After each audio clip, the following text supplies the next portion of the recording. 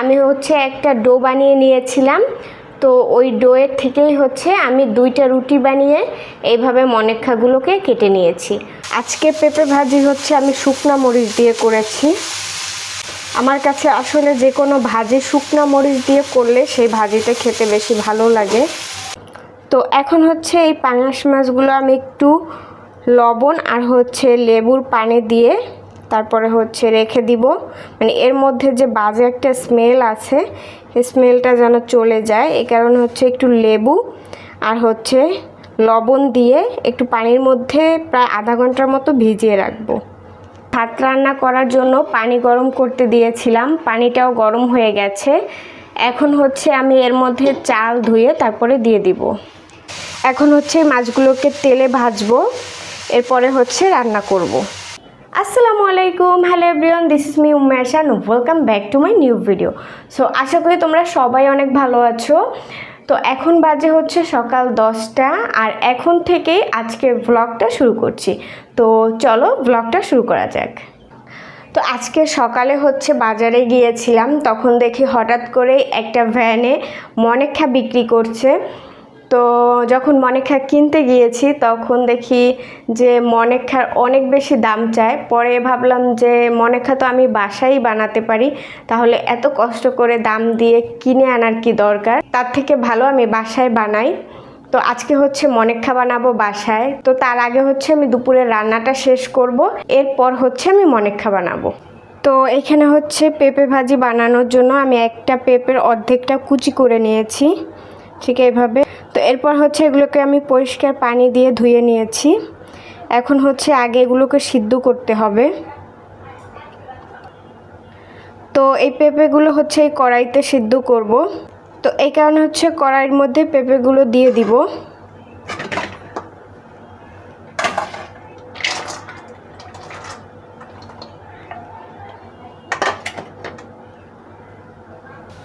তো পেঁপে সিদ্ধটা হচ্ছে চুলায় বসিয়ে দিয়েছি। এখন এর মধ্যে হচ্ছে লবণ, হলুদ আর পানি দিয়ে দিব। তো এখানে আছে 2 বোতল গরুর দুধ, এগুলো আর কি ফ্রিজে ছিল, তো ফ্রিজ থেকে বের করে আমি হচ্ছে পানির মধ্যে ভিজিয়ে রেখেছি, কারণ এগুলো দিয়ে হচ্ছে মনেক্ষা বানাবো। আর এখানে আছে পাঙ্গাস মাছ,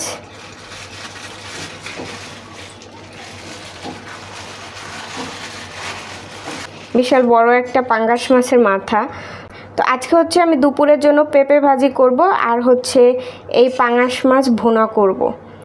তো এখন হচ্ছে এই পাঙ্গাস মাছগুলো আমি একটু লবণ আর হচ্ছে লেবুর পানি দিয়ে তারপরে হচ্ছে রেখে দিব, মানে এর মধ্যে যে বাজে একটা স্মেল আছে এই স্মেলটা যেন চলে যায়। এই কারণে হচ্ছে একটু লেবু আর হচ্ছে লবণ দিয়ে একটু পানির মধ্যে প্রায় আধা ঘন্টার মতো ভিজিয়ে রাখবো। তো এদিকে হচ্ছে আমার পেঁপে সিদ্ধ করা শেষ। এখন হচ্ছে এর পানিটা ছেঁকে ফেলে দিব আর হচ্ছে এগুলো হচ্ছে ভাজি বানাবো। আর এইদিকে হচ্ছে আমি পাঙ্গাস মাছটা লেবু আর লবণ দিয়ে হচ্ছে পানির মধ্যে ভিজিয়ে রেখেছিলাম। তো এগুলো আমি প্রায় আধা ঘন্টার মতো ভিজিয়ে রেখেছিলাম। এখন হচ্ছে আমি মাছটাকে ভালোভাবে ধুয়ে নিব। সো পাঙ্গাস মাছ থেকে এমনিতে একটা অন্যরকম স্মেল আসে, এই কারণে হচ্ছে লেবু আর হচ্ছে লবণ দিয়ে পানির মধ্যে যদি প্রায় আধা ঘন্টা বা 1 ঘন্টা ভিজিয়ে রাখা যায় তাহলে কিন্তু ওই বাজে স্মেলটা আর আসে না, তখন কিন্তু মাছটা খুব ভালোভাবে খাওয়া যায়। সো এই কারণে হচ্ছে আমি সব সময় শুধু পাঙ্গাস মাছ না, যে কোনো মাছ রান্না করার আগে হচ্ছে সেই মাছটা আমি ফ্রিজ থেকে বের করে এরপর হচ্ছে বরফ ছাড়িয়ে এরপর হচ্ছে লেবু আর হচ্ছে লবণ দিয়ে পানির মধ্যে মাছটা প্রায় আধা ঘন্টা থেকে 1 ঘন্টার মতো ভিজিয়ে রাখি। তারপর হচ্ছে মাছটাকে ভালোভাবে ধুয়ে পরিষ্কার করে এরপরে হচ্ছে আমি রান্না করি। তো এখন হচ্ছে আমি পাঙ্গাস মাছটাকে খুব ভালোভাবে পানি দিয়ে ধুয়ে নেব, এরপরে হচ্ছে আমি মাছটা রান্না করব। তো এইদিকে হচ্ছে আমি ভাত রান্না করার জন্য পানি গরম করতে দিয়েছিলাম, পানিটাও গরম হয়ে গেছে। এখন হচ্ছে আমি এর মধ্যে চাল ধুয়ে তারপরে দিয়ে দিব। তো এইদিকে হচ্ছে আমার ভাজি হয়ে গেছে, এখন হচ্ছে ভাজিটাকে নামিয়ে নিব। আজকে পেঁপে ভাজি হচ্ছে আমি শুকনো মরিচ দিয়ে করেছি। তো যাই হোক,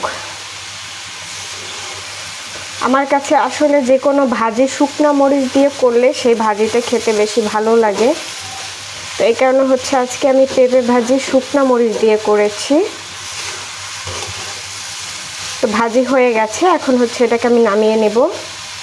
তো এইদিকে হচ্ছে আমি মাছটাকে ভালোভাবে ধুয়ে পরিষ্কার করে এরপর হচ্ছে হলুদ, মরিচ আর লবণ দিয়ে মেখে রেখেছি। এখন হচ্ছে মাছগুলোকে তেলে ভাজবো, এরপরে হচ্ছে রান্না করব। আর এইদিকে হচ্ছে আমার ভাতও হয়ে গেছে, এখন হচ্ছে ভাতটাকে নামিয়ে নিব।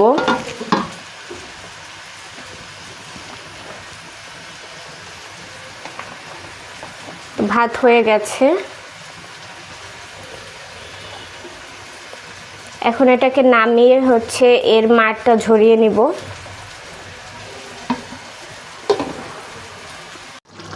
তো এদিকে হচ্ছে আমার মাছ রান্না করা শেষ, এখন হচ্ছে এর মধ্যে একটু জিরার গুঁড়া দিয়ে দিচ্ছি, হালকা একটু জিরার গুঁড়া দিয়ে দিচ্ছি।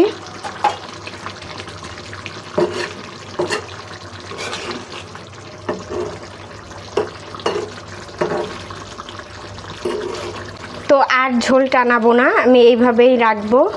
তো এখন হচ্ছে আমি মাছটাকে নামিয়ে নিচ্ছি। মনেক্ষা বানানোর জন্য আমি এখানে একটা বড় সাইজের একটা রুটি বানিয়ে নিয়েছি, অনেক বড় একটা রুটি হয়েছে। সো এখন হচ্ছে এই ছুরি দিয়ে আমি হচ্ছে এগুলোকে এরকম লম্বা লম্বাভাবে কেটে নিব, ঠিক এইভাবে কেটে নিব।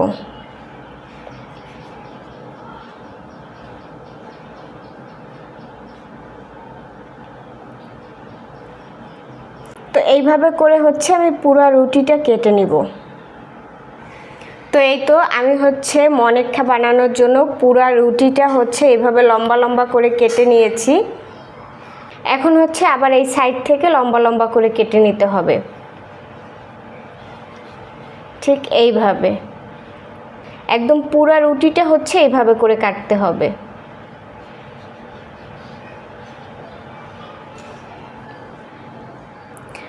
সো গাইস, আমার হচ্ছে মনেক্ষাগুলো কেটে নেওয়া শেষ। এর আগেও হচ্ছে আমি আরেকটা রুটি বানিয়েছিলাম, সেই রুটিতে আমার এতগুলো মনেক্ষা হয়েছে। তো এখন হচ্ছে এগুলো ভাজার পালা। আর এই মনেক্ষাগুলো বানানোর জন্য আমি এখানে দিয়েছি আটা, ময়দা আর হচ্ছে ঘি, এরপর হচ্ছে সয়াবিন তেল আর হচ্ছে দুধ, এরপর দিয়েছি চিনি আর হচ্ছে লবণ। এই সব কিছু দিয়ে আমি হচ্ছে একটা ডো বানিয়ে নিয়েছিলাম। তো ওই ডোয়ের থেকেই হচ্ছে আমি 2টা রুটি বানিয়ে এইভাবে মনেক্ষাগুলোকে কেটে নিয়েছি। তো মনেক্ষাগুলো কাটা শেষ, এখন হচ্ছে এগুলো ভাজার পালা। তো চলো এখন এগুলোকে ভেজে নেওয়া যাক। তো এইখানে হচ্ছে আমি মনেক্ষাগুলো ভাজা শুরু করে দিয়েছি। তো একটু উল্টে দিচ্ছি, মানে এটা হচ্ছে অল্প আঁচে ভাজতে হবে, না হলে পুড়ে যাবে। তো এই কারণে হচ্ছে আমি অল্প আঁচে তেলটা একটু গরম হয়ে আসার পরে আমি মনেক্ষাগুলো দিয়ে দিয়েছি। এখন এক সাইড হয়ে আসার পর আমি হচ্ছে আরেক সাইড উল্টে দিচ্ছি। একটু বেশি দেওয়া হয়ে গেছে, আর একটু কম দেওয়া উচিত ছিল। তো যাই হোক, সমস্যা হবে না। তো এই তো এক সাইড হয়ে গেছে, এখন আবার আরেক সাইড উল্টে দিচ্ছি।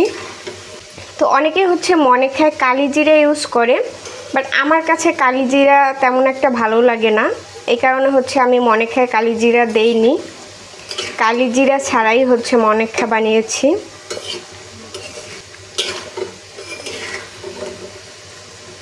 সো গাইস, দেখতেই পাচ্ছ কত সুন্দর একটা কালার এসেছে।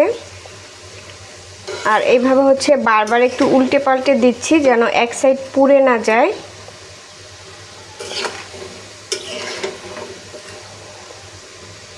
তো আমার মনেক্ষাগুলো হয়ে গেছে, এখন হচ্ছে আমি এগুলোকে নামিয়ে নিব। এর থেকে বেশি ভাজবো না, তাহলে হচ্ছে মনেক্ষাগুলো পুড়ে যাবে আর তখন খেতে হচ্ছে তিতা লাগবে। তো এখন হচ্ছে আমি মনেক্ষাগুলোকে নামিয়ে নিচ্ছি। সো গাইস, আজকের ব্লগটা এই পর্যন্তই ছিল, দেখা হবে নতুন কোনো ব্লগে। তো ততক্ষণ সবাই ভালো থাকবে, সুস্থ থাকবে। আজকে বিদায় নিচ্ছি, আল্লাহ হাফেজ।